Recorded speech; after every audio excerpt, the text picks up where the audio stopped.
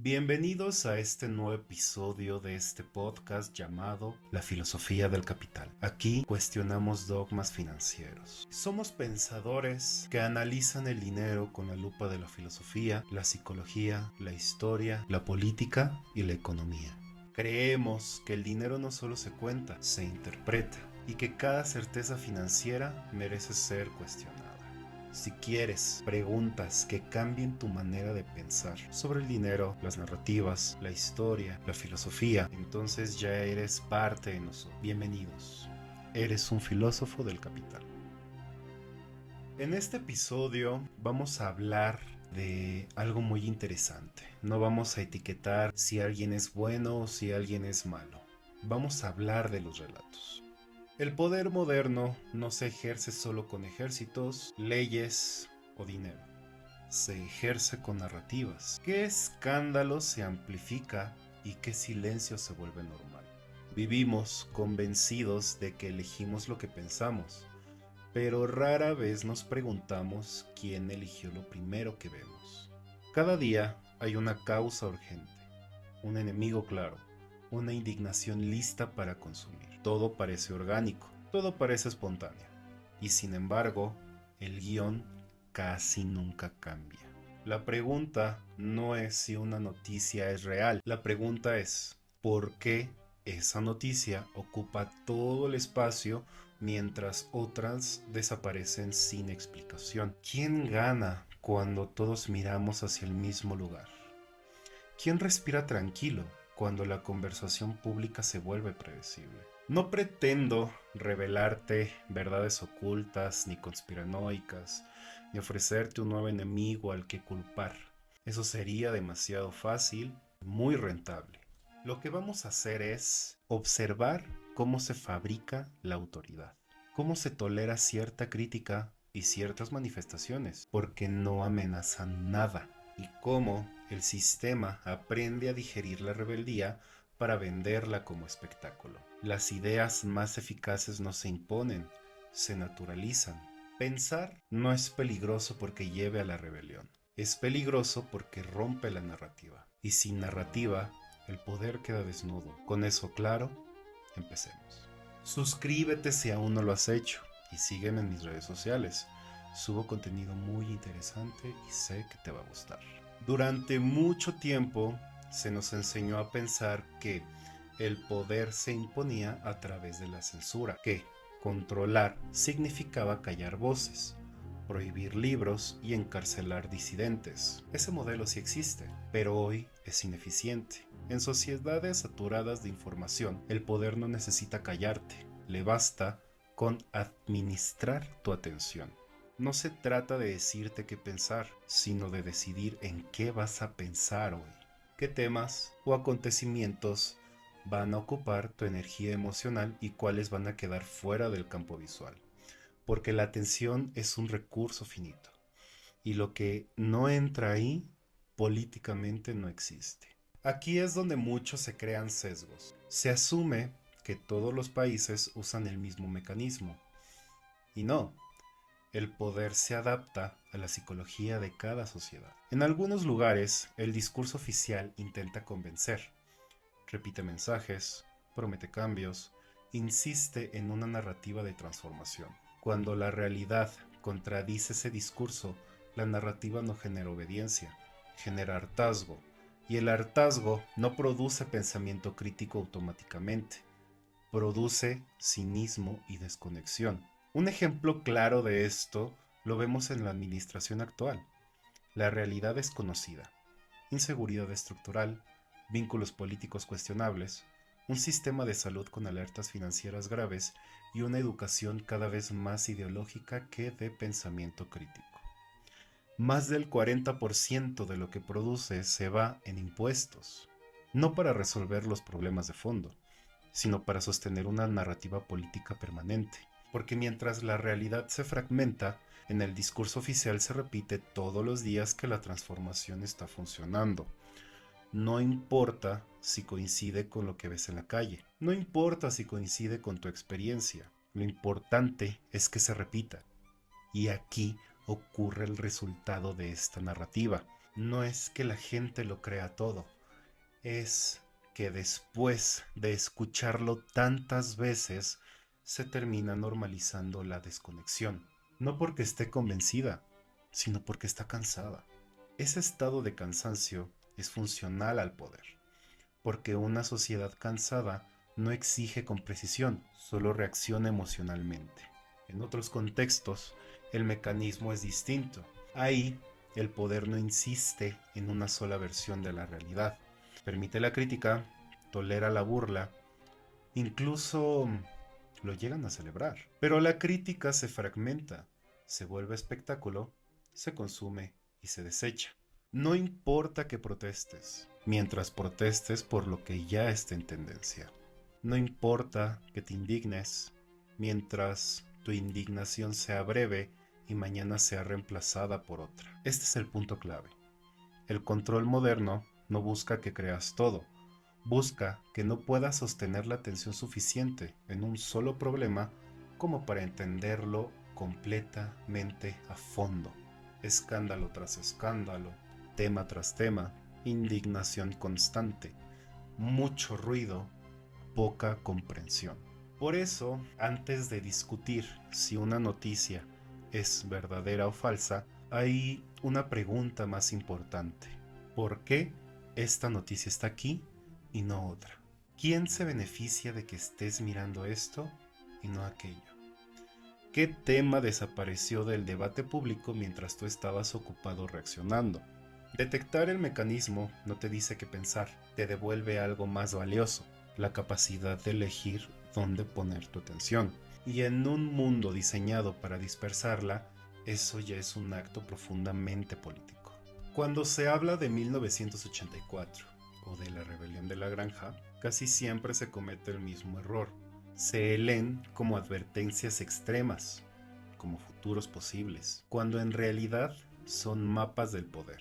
George Orwell no escribió sobre dictadores caricaturescos, escribió sobre mecanismos. Y los mecanismos no necesitan maldad absoluta, solo necesitan repetición, miedo y hábito. En el libro 1984, el control no se sostiene solo con vigilancia, se sostiene con algo más sutil. La incapacidad de la gente para distinguir entre verdad, versión y emoción. El Ministerio de la Verdad no convence, reescribe. No te dice, esto es mentira, te dice, esto siempre fue así. El pasado se vuelve maleable, y cuando el pasado es inestable, el presente no puede cuestionarse con precisión. En el libro Rebelión en la Granja todavía es más incómodo, porque ahí no gobierna un tirano externo, sino gobierna una élite que nace del mismo grupo que se rebeló. Las reglas no desaparecen, se reescriben, las consignas no se eliminan, se simplifican. Y llega un punto donde los animales ya no recuerdan cómo eran las cosas antes, solo saben que ahora están cansados y que cuestionar exige un esfuerzo que ya no quieren hacer. La rebelión de la granja no es una ficción lejana. En México tuvimos un presidente que se presentó como revolucionario permanente, pero en el poder eliminó órganos autónomos, politizó la justicia y sustituyó evaluación técnica por capricho ideológico. Decisiones como el AIFA no se tomaron por eficiencia, sino por orgullo, y el resultado fue claro: costos más altos, menos transparencia y más concentración de poder. Exactamente como en la granja, las reglas cambian, pero siempre benefician a los mismos. Aquí está la clave que casi nadie menciona. Las distopias no se imponen de golpe, se normalizan. Llegan con explicaciones razonables, con justificaciones temporales, con discursos de es por tu bien, es una excepción, es una etapa. Somos la esperanza de México. Y cuando alguien duda, no se le reprime, se ridiculiza, se le etiqueta o se le diluye en el ruido. Por eso, estas historias siguen vigentes. No porque estemos viviendo exactamente en el libro de 1984 o en la rebelión de la granja, sino porque compartimos algo más peligroso, un entorno donde la información es abundante, pero el criterio es escaso, donde se discuten símbolos, pero no estructuras, donde se pelean por bandos mientras los mecanismos siguen intactos. George Orwell no preguntaba, ¿quién gobierna? La pregunta real era otra, ¿qué condiciones psicológicas permiten que alguien gobierne sin resistencia real? Y esa pregunta no es literaria, es profundamente actual. Quiero ser muy preciso y muy cuidadoso con este ejemplo. No vamos a señalar quién miente o quién es culpable. Vamos a observar lo que ocurre entre nosotros. Millones de personas reaccionan casi igual. Impacto, miedo, indignación, reacción inmediata. Eso no habla de una manipulación directa, habla de condicionamiento previo. Iván Pavlov lo demostró con su experimento clásico. Un perro se le presentaba comida y sonaba una campana. Después de repetirlo varias veces, bastaba el sonido de la campana para que el perro salivara, aunque no hubiera comida. El estímulo reemplazó a la realidad. Eso mismo ocurre hoy con las sociedades. No reaccionamos a los hechos, reaccionamos a los símbolos. Palabras, imágenes, titulares, emociones repetidas una y otra vez. Cuando una sociedad ha sido expuesta durante años a los mismos relatos, termina reaccionando antes de pensar. No porque alguien la obligue, sino porque fue entrenada. El poder moderno ya no necesita decirte qué pensar, solo necesita saber qué campana tocar, y cuando reaccionas en automático ya no estás siendo censurado, estás siendo condicionado. Como en la rebelión de la granja, no hace falta explicar la verdad. Basta con repetir el mismo mensaje hasta que nadie recuerde que alguna vez existió otra versión. Vivimos en una época donde parece que todo se puede criticar. Gobiernos, empresas, celebridades, incluso al propio sistema. Y eso genera una ilusión peligrosa. Si puedo criticar, entonces soy libre. Pero la pregunta correcta no es si puedes criticar, sino qué tipo de crítica es funcional al sistema. Observa esto con calma. Hay críticas que incomodan y hay críticas que canalizan.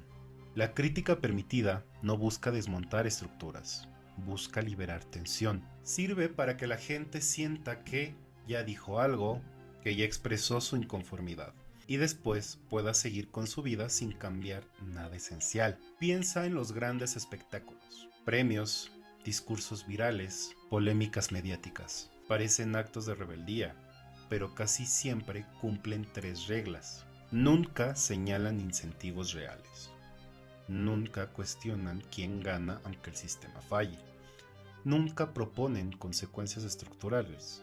Se habla de abuso, desigualdad, injusticia, pero no de diseño, ni de poder, ni de arquitectura institucional. Esto es administración del disenso. El sistema no te calla, te da un micrófono, te permite manifestar, siempre y cuando hables de lo que no lo pone en riesgo. Y cuando todo el mundo grita, nadie escucha.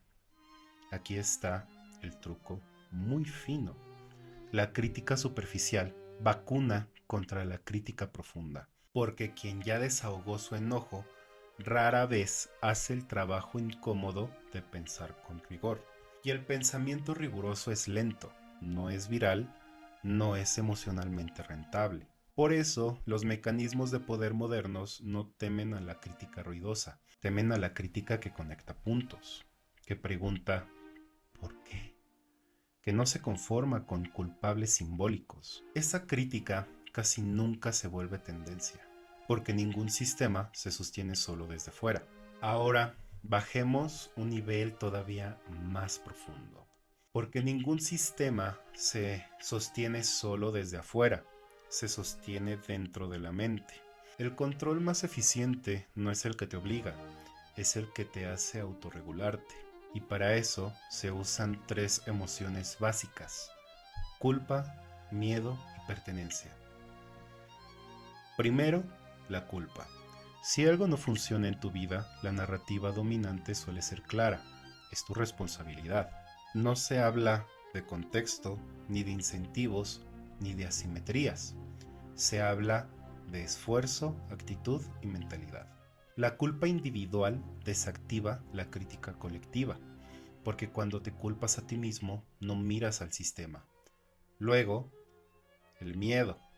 No siempre es miedo explícito. A veces es miedo a quedar fuera, a ser señalado, a no entender, a no encajar en el consenso del momento. El miedo moderno no necesita amenazas, necesita reputación. Si pierdes tu reputación, pierdes todo. Y finalmente, la pertenencia. El ser humano prefiere estar equivocado en grupo que tener razón en soledad. Por eso, las narrativas más poderosas no se presentan como ideas, sino como identidades. No piensas algo, eres algo. Y cuando una idea se vuelve identidad, cuestionarla se siente como traición. Aquí está la parte más incómoda del episodio. El sistema no necesita que creas en él, solo necesita que no lo cuestiones con profundidad, que te distraigas, que te polarices, que discutas símbolos, que te sientas moralmente correcto. Mientras tanto, los mecanismos siguen operando sin oposición real. Y entonces volvemos al punto inicial. Esto no es una conspiración, es diseño.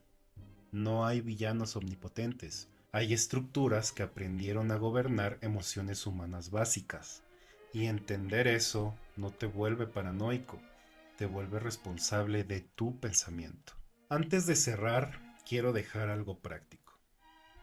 Y lo vamos a titular así. Un kit mental que cualquiera puede usar para darse cuenta si lo que está consumiendo es una narrativa fabricada o una narrativa que surge de la realidad. No todas las historias que escuchamos nacen igual. Número 1. Observa el ritmo. Lo fabricado tiene prisa. Una narrativa fabricada siempre corre. Todo es urgente. Todo es ahorita. Todo es ya. No hay tiempo de analizar. Confía. Si dudas, es porque estás del lado incorrecto. La prisa es una señal de alerta. El pensamiento crítico necesita tiempo. La manipulación no. La realidad puede esperar. La propaganda no. Número 2. Observa si hay villanos simples y héroes perfectos. Cuando una historia te presenta un enemigo totalmente malo, un salvador totalmente bueno, un pueblo totalmente correcto, no estás frente a un análisis, estás frente a un guión. La realidad es ambigua, incómoda y contradictoria. Las narrativas fabricadas odian la complejidad, porque la complejidad no moviliza masas. 3. Fíjate si apela más a emociones que a datos. Las narrativas fabricadas no te invitan a pensar, te invitan a sentir. Miedo, euforia, orgullo, indignación, no porque las emociones sean malas, sino porque cuando estás emocionalmente activado, bajas la guardia racional. Una pregunta simple: ¿me están mostrando hechos verificables o solo me están diciendo cómo debo sentirme? 4. Detecta si hay un ellos difuso. ¿Qué quiero decir con ellos? Por ejemplo, ellos quieren que no sepas. Ellos siempre nos han explotado. Ellos siempre son el problema. ¿Quiénes son ellos? ¿Dónde están? ¿Con qué poder real?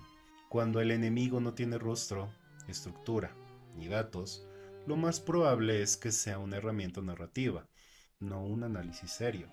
5. Observa qué pasa cuando alguien cuestiona. En una narrativa orgánica, el cuestionamiento se debate. Se ajustan posturas, se aceptan matices. En una narrativa fabricada, el que duda es un traidor. El que pregunta es enemigo. El que matiza no entendió nada. Cuando una idea necesita censurar preguntas para sobrevivir, no es fuerte, es frágil. 6. Revisa si te ofrecen responsabilidad o solo consuelo. Las narrativas fabricadas te quitan responsabilidad. Te dicen, no es tu culpa, tú no puedes hacer nada, solo espera. Las narrativas orgánicas son incómodas porque te devuelven responsabilidad. Decidir, prepararte, anticiparte, pensar. El consuelo sin acción es anestesia. Y número 7, haz la pregunta final. ¿Esta narrativa me hace capaz de entender el mundo o solo me hace sentir mejor dentro de él? Si solo te calma, pero no te prepara, probablemente fue diseñada para eso. Y ojo, esto no aplica solo a la política. Aplica al dinero, al trabajo, a la idea de éxito, a la pobreza, a la previsión, a lo que crees que deberías hacer con tu vida. Porque la narrativa más peligrosa no es la que te miente descaradamente, sino la que te da paz. Mientras te deja vulnerable. Si llegaste hasta aquí, probablemente ya notaste algo incómodo.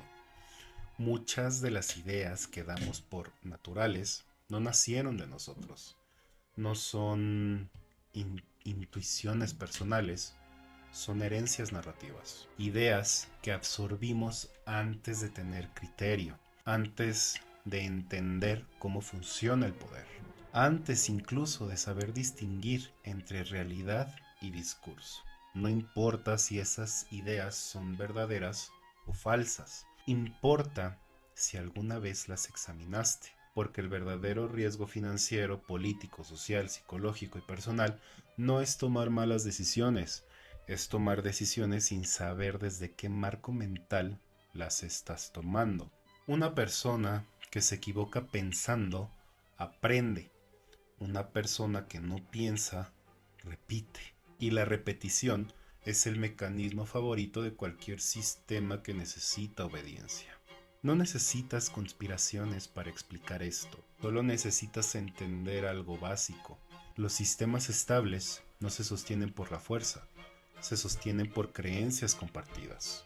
Por eso, cuestionar incomoda. Por eso, pensar cansa.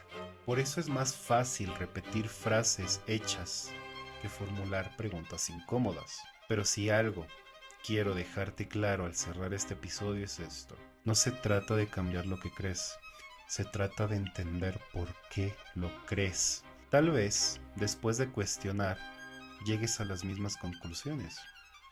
Está bien, eso ya es una victoria intelectual. Ahora, ¿tú la sostienes o la sueltas conscientemente? Y ese, aunque no lo vendan así, es el primer acto real de libertad.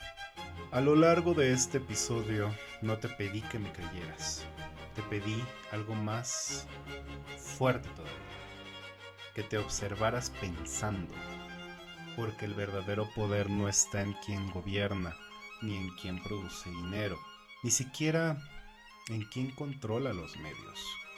El verdadero poder está en quien decide qué historias aceptas como verdad. No vivimos solo dentro de sistemas económicos, vivimos dentro de relatos. Relatos sobre éxito, fracaso, libertad, pobreza, seguridad y futuro. Y mientras no lo cuestionas, no importa por quién votes, qué compres o qué defiendas, seguirás jugando un juego que alguien más diseñó. Hoy espero que no te lleves respuestas cerradas. Espero que te lleves una incomodidad. Y esa incomodidad es lo más valioso de este episodio. Porque cuando una idea deja de encajar del todo, empieza el pensamiento propio. Y el pensamiento propio es peligroso para cualquier sistema que necesita masas obedientes y no individuos conscientes. Recuerda esto. Las potencias no solo dominan con armas, dominan con historias. Y las monedas, las ideologías y los imperios viven de esas historias. La pregunta ya no es qué narrativa es verdadera. La pregunta es, ¿cuántas de las tuyas elegiste tú? ¿Y cuántas aceptaste sin darte cuenta? Después de este episodio, ya no puedes decir, no sabía. A partir de aquí, solo hay dos caminos. O cuestionas, o sigues repitiendo la historia que alguien más escribió por ti. Muchas gracias por acompañarme hasta aquí. Este fue un episodio más de la filosofía del capital. Hasta la próxima.